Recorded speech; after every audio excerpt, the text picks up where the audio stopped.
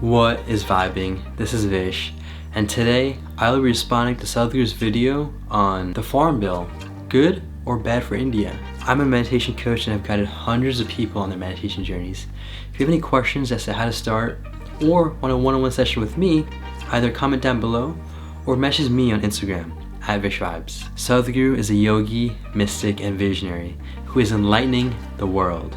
The Self is truly grateful for his presence and the profound impact he has had on the spiritual journey of the Self. So this farm bill that he's referring to, I don't know too much about it, but it seems like it's referring to the recent traction in the news about the Punjabi farmers in India and how there's some sort of discrepancy or even just disagreement with the Indian government and the Punjabi farmers.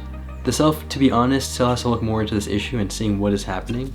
But regardless of that, let's see what Sadhguru has to say. Despite 8 rounds of talks with the farmers regarding this farm bill, because right now, the 9th round of talks is going on. How do you see this? In fact, farmers are not. Also, it is really cool to see how he's standing in front of the Adi Yogi statue. This, I think, is in Tamil Nadu, and it's a beautiful, beautiful statue, one of the world's largest faces on the planet. Not in a position to understand the government, or the government is not able to understand the position of the farmers.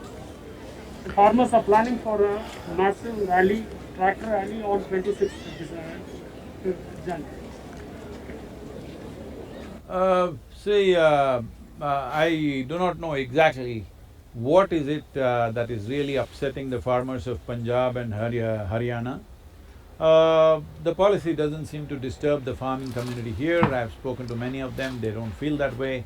So what I feel is there may be specific concerns in different areas of the nation or different states of the nation. So it is important, I feel, because it's come this far and unnecessarily the farmers are sitting on the street, causing great inconvenience to rest of the citizens and a lot of torture to themselves.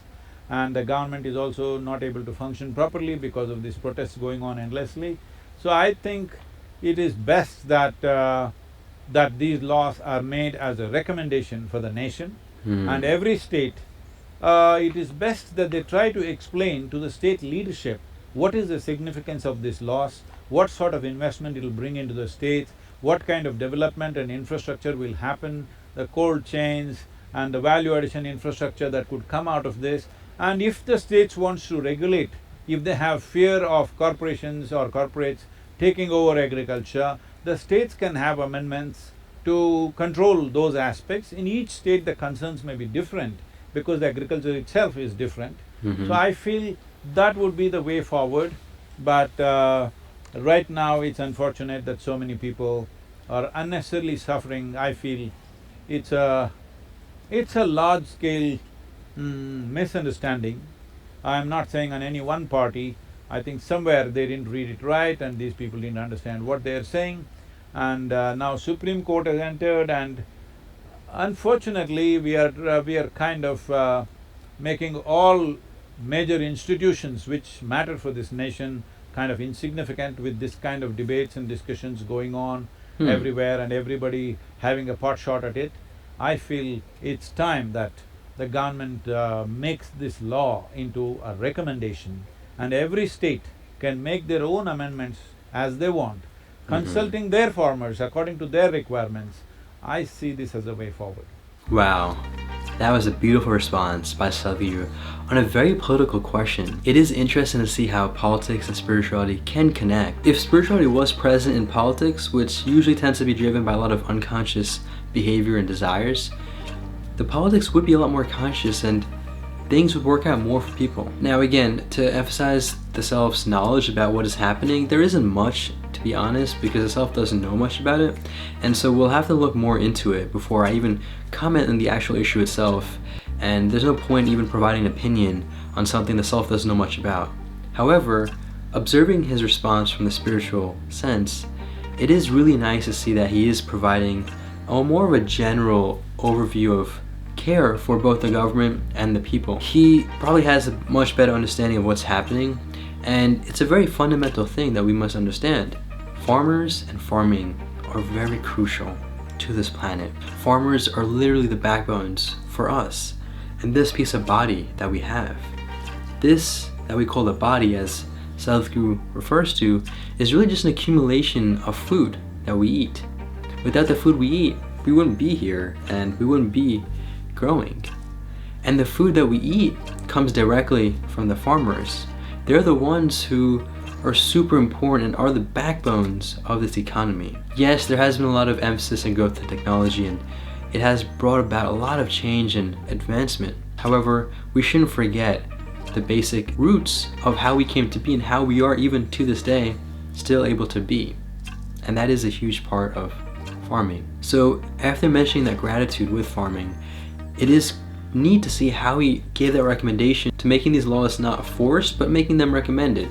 Because like he said, each land and each state, I mean, India itself is a very diverse place.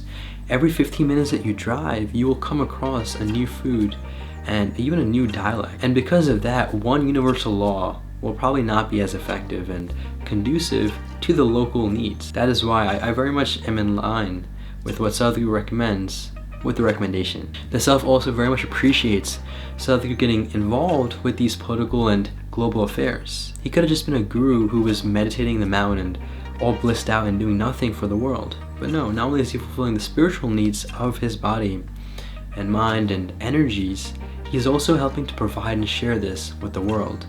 Whether it's by enlightening the world with his meditations and programs, or even getting involved with economic and social and environmental issues.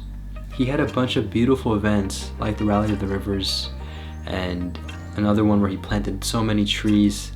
He truly does care for this planet, and the Self is truly appreciative, not only for his spiritual efforts, but also for the other efforts. Politics, as y'all are aware, contains a lot of corruption and just really a core of it is unconsciousness.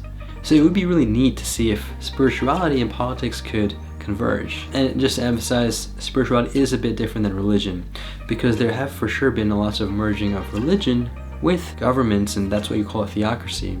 However, again, religion isn't necessarily bad or good. It does tend to be more on the belief side, and belief does lead to a path of unconsciousness.